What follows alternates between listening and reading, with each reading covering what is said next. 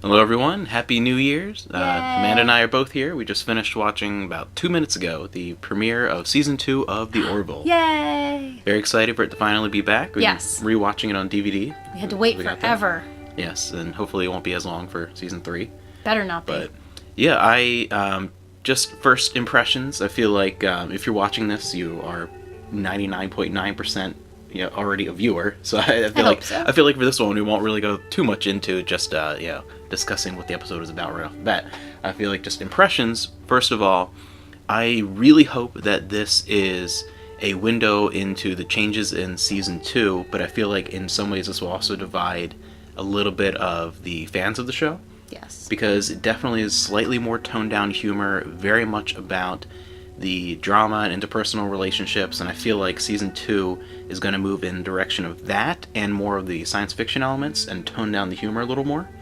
I think that's my impression, and for me personally, and I think also for you, would you agree that I feel like that's where we want it to go? Yeah, I think that's the best place that it can go. Yeah, but I do feel like there's a segment of people that, even with the first season, were more into the humor elements, wanted to focus more on that, wanted to be more funny, and even during the first season, it definitely toned it down a little bit towards the end, you know what I mean? Yeah. And I feel like there is a segment of people who probably wouldn't like this episode and be disappointed because it wasn't action heavy and it wasn't super heavy on the humor. There were great funny moments, but I feel like that toned down won't appeal to everyone who was originally enjoying the show. I feel like it's more of a certain segment, and I feel like it's even more towards what he was originally thinking of when he wanted to actually pitch being the next Star Trek series, and this is like the closest he can get. Definitely, I think I like the humor because it still separates it from anything that it pays like homage to, anything that it really draws inspiration from. That's part of what differentiates it. But I do like that it is a little more toned down. I like the character stuff. I think the humor lands more than it did in the first season, and I think that you can appreciate the jokes that are there much more because they are not constant. Yeah, and they were a little more subtle. They weren't quite as over the top. It was much more subtle, which I really, really enjoyed. And again, I think it's going to divide. Some people are going to disagree, and some people are going to. I think there was a lot of subtext in it as well that I think some people won't get. Yeah, I think it depends on what you're looking for this show to be, and I think that's part of what's confusing to not just audiences but critics. I think people are approaching it with entirely different perspectives of what they think the show is going to be, and then it might not match that, and then they say it's bad because it doesn't match what they thought it was going to be.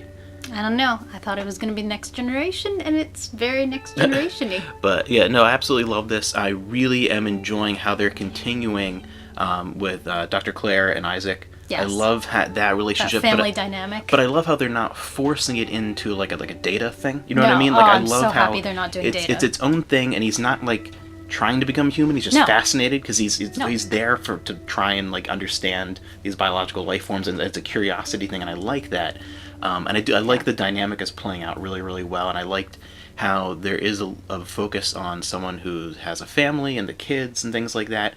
And it's funny because it reminds me a lot of something with we're talking about the O'Briens, but it reminds me also a lot of with Cisco and Jake, in Deep Space Nine. Like, not to constantly reference Star Trek. This is not a Star Trek series, but there's enough in the feeling of it that's the first thing that comes to my mind. So that's why I think when I'm making reference to something else, automatically think Star Trek. Well, it's closer to Star Trek than most other sci-fi. Yeah, it just has enough of a vibe that brings that out in my mind. And but what were some of your favorite things in this episode? I like that they're really starting to develop the ship as a character, which I think, I don't know, the sci-fi I've watched, it's always very important, the ship that you're on, and I feel like they've really started to piece the ship together and all the parts of it, and more as like Next Generation has different areas of the ship, like the school and just having a bar, restaurant, the restaurant, thing. And I think it creates more of a dynamic and makes it more of a character, and I love the way the ship's designed, so I'm really happy to see. Yeah, the ship needs to be a character. It needs to be, it needs to be Moya, Lex, Andromeda, the Enterprise, but it doesn't, like in every show, like the ship, any of those shows that have real just dynamic, like fervent like fandoms are people where the ship is another character in a way, where it's a home, and I feel like they're getting a little more into that so far in this first episode. Like, we already had like a base, and now I think that's so much has been established. Now they can dig a little deeper into not just the characters, but in their I think it really legitimizes it as a science fiction show more than just a sitcom, like right, the comedy thing. Right, which is what I like. I think that's what it needed. I feel like this is, even though it is more on the, it's it's not a full-on comedy series. It's not a full-on parody. It has a lot of comedic elements, but it's not. But it's still also legitimate, like science fiction. Yeah, I think it's legitimizing itself, and I really love the dynamics between the people. I think it's great that they're having reoccurring characters that aren't necessarily the main people. Mm-hmm. I think it's very Deep Space Nine in that way. I think we saw Janeway's room for like a second. That one shot of Kelly's room it just really looked like. I do like the ongoing stuff with Ed and Kelly, and I feel like that's something that could have been something where it's like dragged on and like, oh, move on, but it's written in a way that I feel like it's still funny and still is relevant to the characters and the relationships to other people. That I really like it, and his drive-by and things like that. That was great. But that's like the comedic elements that I feel like they could very easily fall into like a very cheap, like easy writing trap where you just comedy, just straight comedy, and I think it's much better. I like how everything with Gordon trying to get up the courage to go on a date, everything was like very like space 80s. You know what I mean? When he was trying to be cool. The zippers were awesome.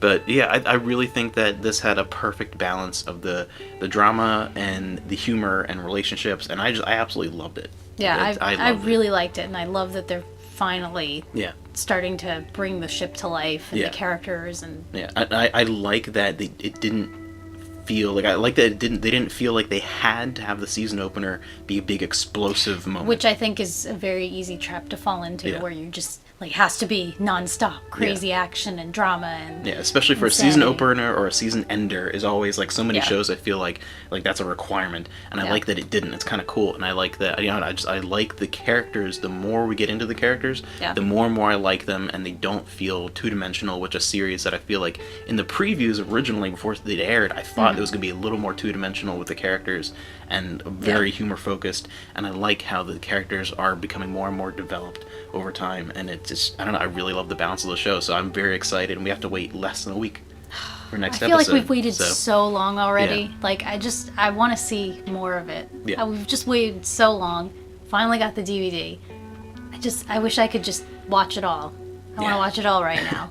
But yeah, very, very excited, and what do you think? Yeah, what are your impressions? Like, and again, I feel like I can definitely see the two perspectives of the people that really enjoyed it the way we do for the reasons that we do, and I totally understand people that are probably thought this was a little too slow for their taste and was a little too, it wasn't dynamic enough. The people that wasn't funny enough. Right, well, not just funny enough, but I feel like there is definitely a segment that wants it to be a little more actiony and a little more focusing on the humor, and I could see that someone with that interpretation, that want for the show, being disappointed in this episode. I feel like this is, and I feel like my impression is that I feel like season 2 in general is going to be that, where it depends what you want from this series, whether or not you're really going to love season 2. And I feel like just from the taste that we're getting and the little bits that I've heard, and like right over time, following people like Penny Johnson-Gerald on Twitter and things like that, I feel like I'm going to love season 2. I feel like I'm going to be a bigger fan of the show after season 2 than even after season 1. Yeah, well, we saw a picture of the Troys on the bridge, so oh yeah, I can't wait for that to happen. Can't get better than that. But yeah, so far the Orville is off to a fantastic start for season 2.